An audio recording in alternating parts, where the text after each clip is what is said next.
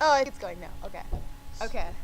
Um, all right. I guess I introduced you. This is Michael Lugo, and he's a Marine. And I'm gonna start asking you questions now. Okay. How long have you been doing what you're doing?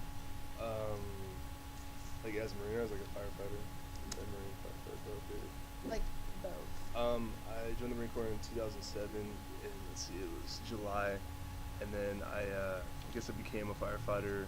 Or I went to the fire academy in January of 2008. So like probably about 3 years. 3 years. 4 years as a marine, 3 years as a firefighter.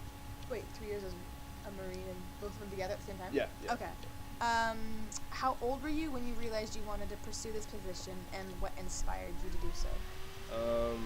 Let's see, in high school I took a fire tech class, and I was probably like 16, 17 years old, and I don't know if anything really like made me realize I wanted to do it. It just sounded like a fun job. It sounded like something cool to do. It wasn't like, I don't know, I had to do. I didn't have like the drive to do it. It sounded cool at the time, so that was. Okay. Did you have a good understanding of what the job entailed before doing it? In other words, how did it compare to what you expected? I had no idea what I was getting into.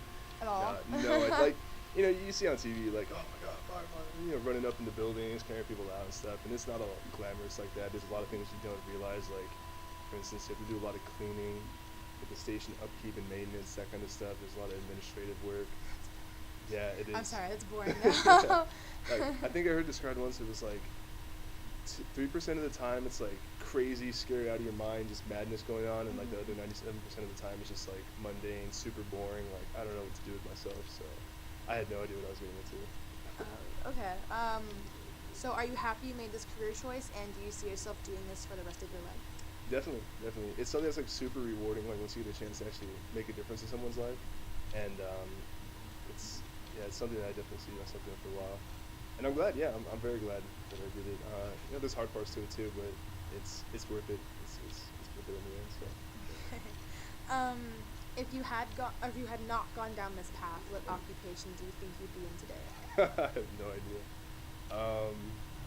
Probably would have done like the same classic idea of what people do. High school, college, and then work some like random white collar job for the rest of my life. Like I don't know what I'd be doing.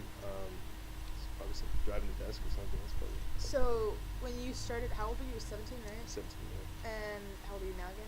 22. 22. Yeah. So, what grade were you in? When you were 17, so you were like a junior? I think I was a senior. I graduated when I was 17. So. Okay.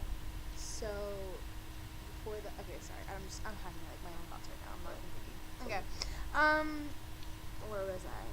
Oh, how do you cope when you are unable to help or save a person if you have? I don't know. It's like we had one where when I was deployed to Afghanistan, there was a guy that came in. He was really banged up, and it didn't look good for him. Mm-hmm. So I guess what you can really do is just do what you can at the time. Try to make him comfortable, or like provide the most like expedient care. Just move him as quickly as possible, so you can provide that help, because I don't know. It's really weird and like frustrating. It's hard to describe, but you do what you can. I mean. When it gets really hectic, you just kind of fall back in your training and do what you were taught, and you don't think about it. You just, so do what you can, I guess. Yeah. Okay. Let's see. How much? Okay, it's been 3 minutes and 44 seconds. Great. Let's kill some time. Well, where was I again? What is the most rewarding part of your job? Making a difference for somebody, that's definitely, I'd say, the biggest thing. Like when a situation where you think, or seeing the relief on someone's face when you can make a difference for them, when you think like for instance, we had this one call where it was this plane. It's called the EA-6B. It comes in and we get the call, and they're like, hey, we got this plane that has an engine fire. It only has 2 engines, so when one engine goes out, you're obviously concerned. So it lands, and they had an engine fire and smoke in the cockpit. So it lands, we like roll out and chase it back, and it comes to the taxi or the parking ramp and parks, and the pilots, and they're just like, oh my god, get me out, because they're freaking out. So like we went up and we opened the canopy for them, the glass part that slides up, and like just the relief on their face, and they're climbing out. They're like, oh my god, we were so like scared, just freaked out. Yeah, So but I couldn't even imagine that. Like I've experienced like seeing the defense on his face after like trying to save their life. That's a whole different story. I'm not gonna get into it right now. So, has this job changed your perspective on life and how? I think it definitely has. You don't take things for granted as much. Mhm. You like learn to appreciate really small things, like just I don't know, basically like anything from just relaxing on your own time to being able to enjoy like time with your family or friends. Because you see that kind of stuff just get stripped away from people that don't have a chance. And it happens so quickly too. It's just like yeah, just cut that part. Okay. um.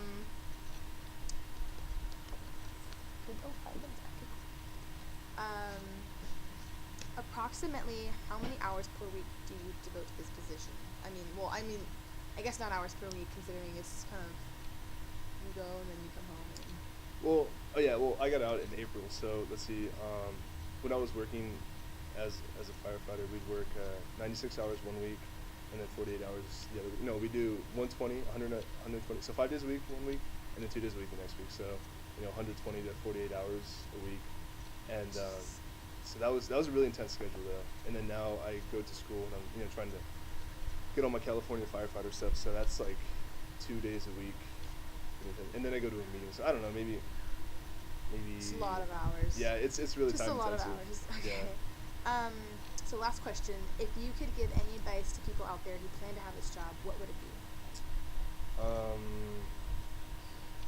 I'd say be tenacious about it and don't get discouraged, because there's a lot of people that'll come up to you and be like, oh, it's like one of those jobs where everybody has an opinion about it. So you can't do it. There's no jobs. You'll never be successful at it. And just persistence pays off, because no matter what they say, if you follow the steps that you need to take and do all that, and just you're a positive person and you're a good person. I think that's what matters. So persistence, and don't be a dick.